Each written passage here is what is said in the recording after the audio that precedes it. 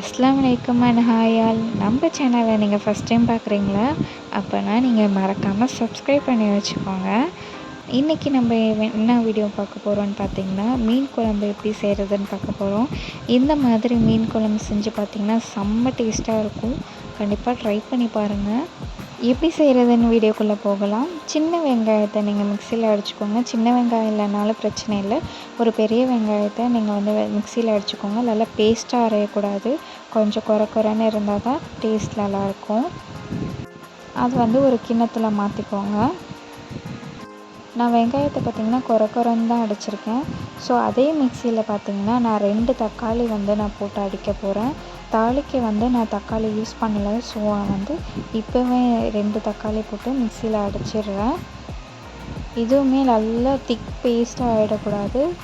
கொஞ்சம் குறைன்னு இருந்தால் தான் இதுவுமே நல்லாயிருக்கும். நெக்ஸ்ட்டு அதே மிக்சியில் பார்த்திங்கன்னா ஒரு ஸ்பூன் ஃபுல்லாக நீங்கள் சீரகம் போட்டுக்கோங்க. நான் சின்ன ஸ்பூன் போட்டிருக்கனால 2 போட்டேன். நெக்ஸ்ட்டு பார்த்திங்கன்னா ஒரு 8 காஞ்ச மிளகாய் மாதிரி நான் போட்டுக்கிறேன். நெக்ஸ்ட்டு பார்த்திங்கன்னா ஒரு அரை மூடி தேங்காய் துருவி வச்சதை சேர்த்துக்கிறேன். ஸோ இதுக்கு இடையில் மிக்ஸி கழுவிலாம் நீங்கள் வந்து அரைக்கணும்னு இல்லை. வெங்காயம், தக்காளி, இந்த மாதிரி தேங்காய் எல்லாமே ஒரே மிக்சியில் வந்து கழுவாமலே நீங்கள் வந்து அடிச்சிட்டு வரலாம். எல்லாம் ஆனத்துக்கு தானே நம்ம செய்கிறோம்.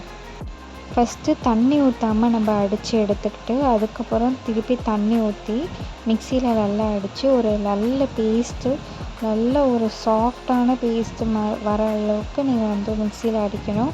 தேங்காயோட குறப்பு இருக்கக்கூடாது. நல்லா ஸ்மூத்தாக அடிச்சிடுங்க. அரைச்ச தேங்காய் பேஸ்ட்டை நம்ம ஆல்ரெடி வெங்காயம், தக்காளியெல்லாம் அரைச்சி வச்சுருந்தோம் இல்லையா, அதில் வந்து நம்ம சேர்த்துக்கலாம். நெக்ஸ்ட்டு பார்த்திங்கன்னா லெமன் சைஸ் அளவுக்கு நான் புளியை எடுத்து நான் ஊற வச்சுருந்தேன். அதை நம்ம வந்து புளியை கரைச்சிக்கலாம். நான் வந்து அரிசி தண்ணி, கழனி தண்ணியில் நான் வந்து கொஞ்சம் ஊற்றி வச்சுருந்தேன்.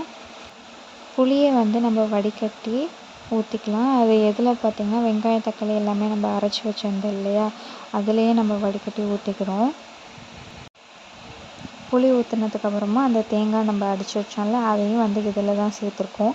எல்லாமே நம்ம அடித்து இதில் வந்து ஒரு ஆணத்தை கரைச்சி ரெடி பண்ணிக்கிட்டு தான் நம்ம அதுக்கப்புறம் தாளிக்க போகிறோம். ஸோ வெங்காயம், தக்காளி, அப்புறம் புளி தண்ணி, தேங்காய் இது எல்லாமே அடித்ததில் நம்ம என்ன பண்ண போகிறோன்னா மல்லித்தூள் சேர்க்க போகிறோம். 1 ஸ்பூன் மல்லித்தூள் நான் சேர்த்துருக்கேன். சம்சா ஸ்பூன் தான் எடுத்திருந்தேன். ஸோ 1.5 ஸ்பூன் நான் மல்லித்தூள் சேர்த்துட்டு மஞ்சத்தூள் கொஞ்சமாக சேர்த்துக்கிறேன். நெக்ஸ்ட்டு பார்த்திங்கன்னா தேவையான அளவு வந்து உப்பு சேர்த்துக்கோங்க. சேர்த்து மிக்ஸ் பண்ணி தனியாக எடுத்து வச்சுருங்க. இப்போ நம்ம வந்து தாளிக்கலாம். ஒரு சட்டி எடுத்துகிட்டு நான் கல்லெண்ணெய் சேர்த்துக்கிறேன். நீங்கள் வந்து எந்த எண்ணெய் வேணாலும் சேர்த்துக்கலாம். நான் கல்லெண்ணெய் சேர்த்து கடுகு கொஞ்சமாக சேர்த்துட்டு கருவேப்பிலை கொஞ்சம் சேர்த்துக்கிறேன். அதுக்கப்புறம் பார்த்திங்கன்னா ஒரு வெங்காயம் எடுத்திருக்கேன். ஒரு வெங்காயம் நறுக்கி சேர்த்துக்கலாம். ஆல்ரெடி நம்ம வந்து ஒரு வெங்காயம் மிக்சியில் அடித்து போட்டிருக்கோம். சின்ன வெங்காயம் இருந்தால் ரொம்ப டேஸ்ட்டாக இருக்கும். சின்ன வெங்காயமாக நீங்கள் போட்டுக்கோங்க. அதுக்கப்புறம் நான் வெங்காயம் லைட்டாக வதங்கினதுக்கப்புறம் கொஞ்சோண்டு வெந்தயம் சேர்த்துக்கிறேன். அதுக்கப்புறம் உங்கள்கிட்ட அந்த கறி வடைன்னு சொல்லிட்டு சின்ன வெங்காயத்தை காய வச்சு பண்ணுவாங்கள்ல, அது இருந்தால் போடுங்க, இல்லைன்னா பிரச்சனை கிடையாது. ஸோ நான் வந்து ஒரு அரை டீஸ்பூன் மிளகாய்த்தூள் இப்போ சேர்த்துக்கிறேன். இப்போ நம்ம மிக்ஸ் பண்ணி வச்ச அந்த ஆணத்தை நம்ம வந்து இதில் ஊற்றிக்கலாம். அப்புறம் நான் ஒரு 2 பச்சை மிளகாய் சேர்த்துட்டு வெண்டைக்காவையும் போட்டு நான் கொதிக்க விடுறேன். வெண்டைக்காவை பார்த்திங்கன்னா நீங்கள் எண்ணெயிலையும் வதக்கி நீங்கள் ஆணத்தில் போடலாம், இல்லை இப்படியும் போடலாம். இது நல்லா கொதித்து வரட்டும். வெண்டைக்காய் இல்லைனாலும் பிரச்சனை கிடையாது. ஸோ கத்திரிக்காயும் வந்து நீங்கள் எண்ணெயில் வதக்கி போடலாம், இல்லாட்டி வெண்டைக்காயும் போடலாம். 2மே போடலைனாலும் பிரச்சனை கிடையாது. ஸோ அதுக்கப்புறம் நான் வந்து மாங்காய் சேர்த்துக்கிறேன். மாங்காய் சேர்க்கும் போது நல்லாயிருக்கும். மாங்காய் சேர்த்து கொஞ்சம் மூடி வச்சு வெந்ததுக்கப்புறம் நீங்கள் வந்து மீன் போட்டு ஒரு 2 கொதி வந்ததுக்கப்புறம் இறக்கிடுங்க. இந்த ஆணம் பார்த்திங்கன்னா ஒரு பெரிய மீனுக்கும் நல்லாயிருக்கும், சின்ன மீனுக்கும் நல்லாயிருக்கும். அதிகமாக இந்த ஆணம் பார்த்திங்கன்னா பெரிய மீனுக்கு வந்து செம்ம டேஸ்ட்டாக இருக்கும். ட்ரை பண்ணி பாருங்கள். இவ்வளோ காஞ்ச மிளகாய் போட்டு நம்ம செய்கிறோமே காரமாக இருக்குமா அப்படின்னு கேட்டிங்கன்னா கண்டிப்பாக அந்தளவு காரம்லாம் இருக்காது.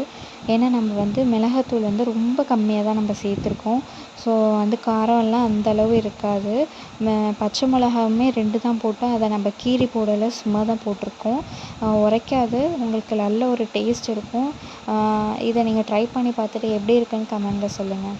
அவ்வளோதான், நம்மளோட மீனான ரெடி ஆகிடுச்சு. சுட சுட சாதத்தோட நம்ம ஆணத்தை ஊற்றி மாங்காய், வெண்டைக்காய், மீன் போட்டு சாப்பிடும்போது அதோட டேஸ்ட்டே தனிங்க. ட்ரை பண்ணி பாருங்கள்.